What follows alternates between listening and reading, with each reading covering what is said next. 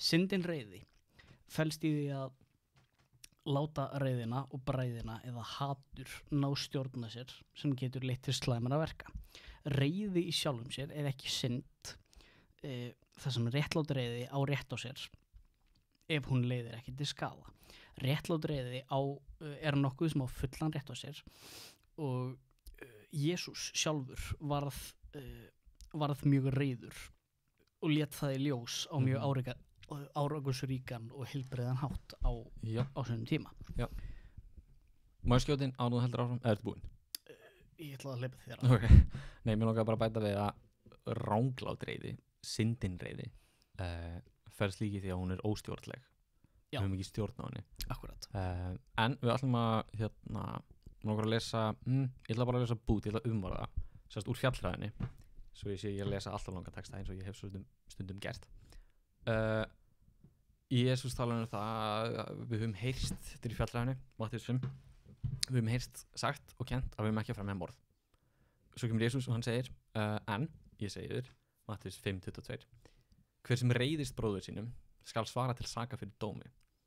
Svo sem hrakyrðir bróður sinn skal svara til saka fyrir ráðinu og hver sem svívirðir hann hefur unnið til eldsvítis. Ekki eitthvað léttustu orði Jesú. Að þú reiðist eða gerir lítið úr eða dæmir, hrakyrðir, bölvar, þú veist, bróður þínum eða einhverjum bara náungaðinum, þá hefur unnið til eldsvítis, helvítis, með öðrum orðum. Þannig hann að tala um rangláta reiði, augljóslega.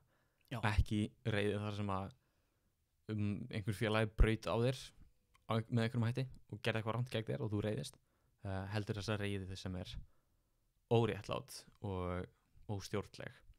Og ég held að ég meina, við tveir sem hér sitjum tengjum við allar þessar syndir, öll þess atriði, að einhverju leyti með einum öðrum hætti, en ég held að ef ég ætti að benda á eitt sem að mér langar að taka mestum fram fyrir mig, þá er það þetta.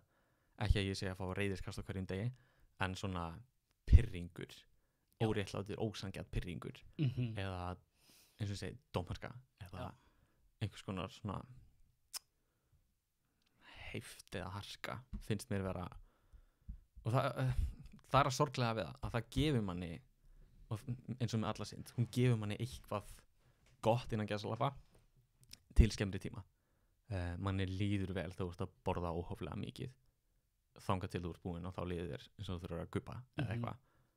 Og þegar þú ert reiður og ég hafði handboltað yfir lítill, og það er svona fyrsta minningi mín þar sem að mér fannst reiði gefa mér ógeðslega mikið. Þegar ég pirraðist í handboltaleik, þá spilaði ég miklu betur. Þú veist, ég var ekkert eitthvað frábær í handbolta, þú veist, félagi mínu voru góður, þannig að ég vann. Liðsfélagar, þar að segja. Já, akkurat. En ég var bara svona meðal allt í lagi handbolta maður, þú veist, en þegar ég pirraðist og þegar ég var reiður, hvort sem það er í íþróttum þá eða bara í hversdagslegu lífi, þá er svo auðvelt að ná sínu fram. Ekki satt? Jú, ég Á hverju glottir þú? Nei, ég er bara með, þú veist, þú veist, ég skil þetta í íþróttasamhengi, en ég hugsa með mér, skilur, þú veist, ef maður er bara eitthvað í skóla, skilur, og það er bara eitthvað ógeðslega reiður, og það er bara eitthvað, þú veist, ég stóð með ógeðslega vel í þessari ritgerð því ég var óstjórnlega pirraður allan tíman, en þú veist, eins og Fattu hvað ég meina? Ég skil þig, að þú veist, í sumum tilfellum kemur orka með reiðinni, sem að kemur til með að verða að árangri í einhverjum tilfellum, líka það. En veldur skaða ef hún missir stjórna sér, eins og með alla þessar syndir, að ef þú nærð að stýra því, þá er rauninni ekkert að því að upplifa það. Já. En ég allan að hef upplifað það bara, þegar ég verð svona reiður þá hef ég ástæðu til þess að beðast afsökunar eftir á. En áður en við tölum dygðina mótir sem við ætlum að tala um sem stillingu eða ró, reiði Jesú. Já. Þú veist búin að minnast á það. Lýsaði betur? Jesús varð reiður á mjög vegna aðstæðna sem voru réttlát, eða eru óréttlát, og kallaði fram þá réttláta reiði. Og það er talað um þetta í Mattheus 21. kafla, en þá sem sagt kemur hann inn í synagógu bænahús gyðinga og þar verið að hafa viðskipti. Já. Þar verið að þar kaup og sala á ýmsum varningi og hann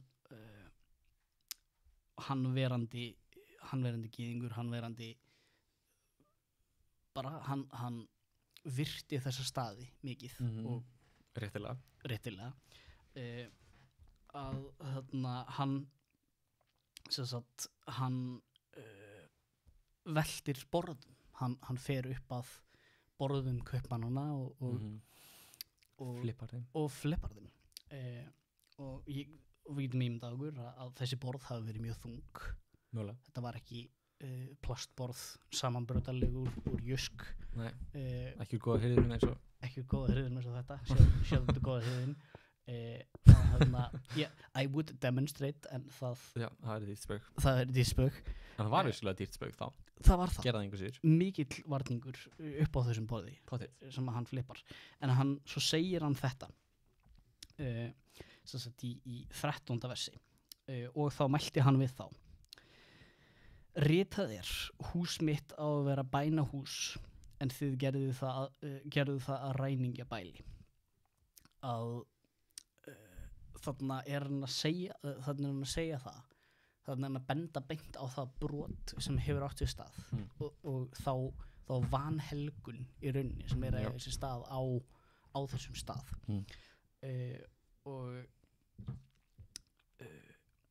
Og það sem mér er svo merkilegt við það að hann vissulega sýnir reiði, hann kemur fram með sína reiði, en svo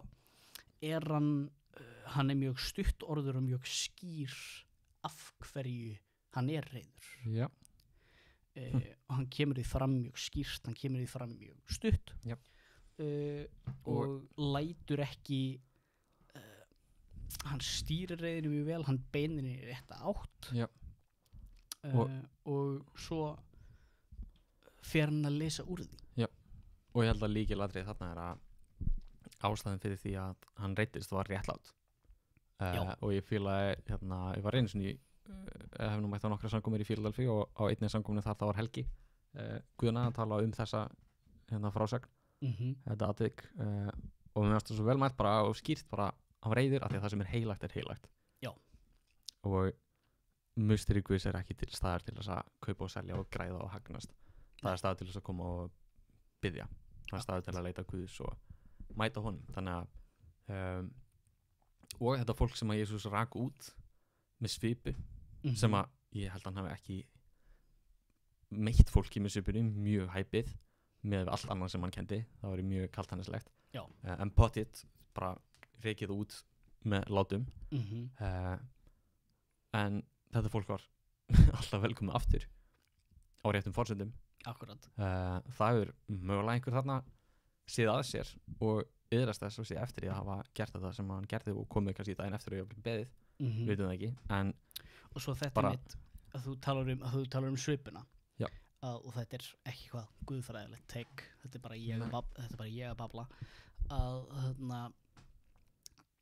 að mögulega greip hann til þess af því að hann var svolítið að tala þeirra tungumáli, hvað það sem að mun brjótist í gegn, hvað þarf til þess að þau taki eftir því og skynji hversu alvarlegt þetta mögulega og by the way, það ekki búið að gefa út núna þegar við erum að tala þetta, en Chosen þættirnir þeir að fara að sína þessa senu í, manni hvort þið segir að 4 af 5, ég held 5 sem að koma núna, ég mjög spenntur núna trailerinn úti. Það síðasta serían ekki? Nei, það eftir að koma það sem að, og þeir að sína þessa síðasta serían sem mun koma út nei.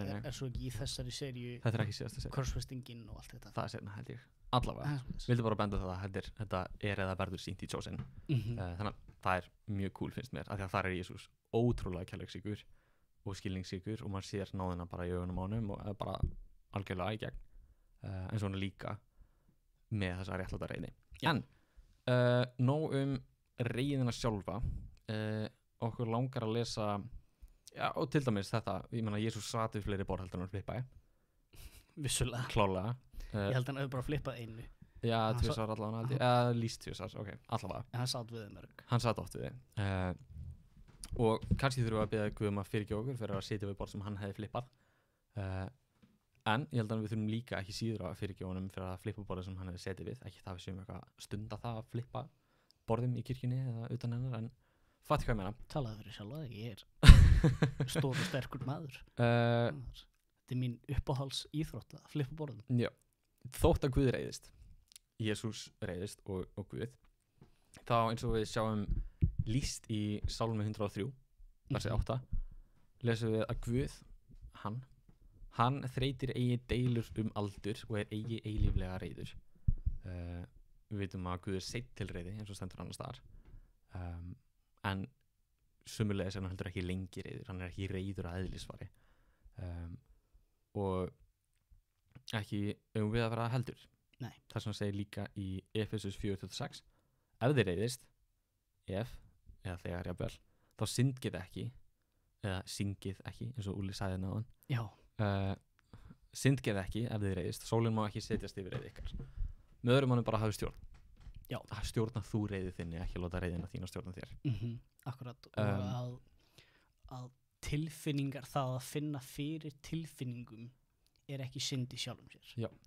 Það að finna fyrir reiði er ekki synd í sjálfum sér. Já. Það að láta reiðina hvetja til og verða til skaða, Já. það er syndin. Já. Og ég held að og þessi stilling sem er dygðin sem að er svolítið í staðin fyrir reiði, að í guðurlega í þessu samhengi. Aftur í síðasta þetta voru að tala þú veist, hérna myndugleikan og svona fegurðina í því að skorsta eitthvað sjálfur og sjá einhvern annan eitthvað sem að þú vildir að þú hefði rátt eða ættir, og í staðan fyrir öfundan þá ertu samgleðst honum. Sömu leiðis held ég getum sagt hversu mikil dygð og hversu mikil styrkur felst í því að hafa ástæðu eða að vilja vera reiður en þú veist að það er ranglátt ástæða, en hafa samt stillingu. Og mér langar að nefna eitt bara svona dæmi sem er ófullkomið, en bara ég hef séð það nokkur sinnum á hérna netinu þar sem maður er að horfa á kristin og trúleysingja rökræða. Margt ógeðslega áhugavert, og ég var bara sjálfur síðast í gær á kvöldvakt að rökræða við samstagsfélaga minn og mér finnst ógeðslega skemmtilegt. Bara, og þú veist, eina forsendan sem ég setur að það er virðing í báðar áttir. Algjörlega. Gagkvæmt og ró, einmitt, ekki reiði. En mér finnst það athyglisvert og mér finnst það bara gott dæmi það að halda rósinni, halda volúmanum, halda stillingu í aðstæðum þar sem að það veri auðvelt að vera reiður eða missa sig. Mér finnst ágætt dæmi það þegar maður sér, og þetta er ekki algilt, þetta er ekki alltaf, en þegar maður sér, ég hef bara séð, af því algoritmi mínu veit alveg hvernig ég hugsa á hvernig ég er, hvernig maður sér vídeo eða bara, atvik þar sem að kristinn og ekki kristinn eru að rökra, saman hvort þessi skipulagt á sviði eða út á götu bara, og sá sem er að rökraða eða tala gegn trúnni eða fyrir einhver annar trú eða vel, missir sig kannski í einhverju ákveðnu dæmi, og svo kristni væri mjög öðvöld fyrir hann að reiðast og hækka róminn á móti og þú veist, sína yfirburði og bara reiðast, missa sig, en gera það ekki. Nei. Og það var bara eitt vídeo sem ég sá þetta þar sem að voru einhver kristinn hvort á pastor eða eitthvað sem var að rökra við aðra. Það voru Jubilee held ég, YouTube síðan sem að margir kannast við, og þar var ég bara skoði komment nokkur undir bara hvað, þar sem fólk var að kommenta á, ég held að henni kristni myndi vera leiðilegir og dómharðir og missa sig, en síðan var það hinir þessir trúleysu eða þeir sem töluðu gegn trúnni sem voru ekki að missa sig og sýndu ekki virðingu. Aftur, þetta er ekki alhæfing, það eru dæmi öfugt, en þau öfugu dæmi eru léleg eða ég meina þau eru raunveruleg, en þau representa ekki það sem að markmið okkar er. Þau representa ekki dygðina sem að felst í stillingu og ró.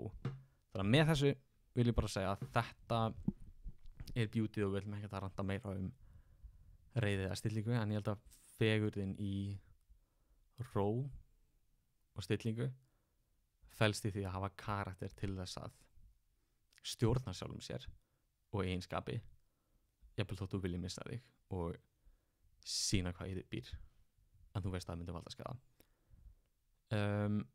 Fleira höfum við ekki beint að segja reiði Nei. eða stillingu, þið fattið hvert við erum að fara, vona ég.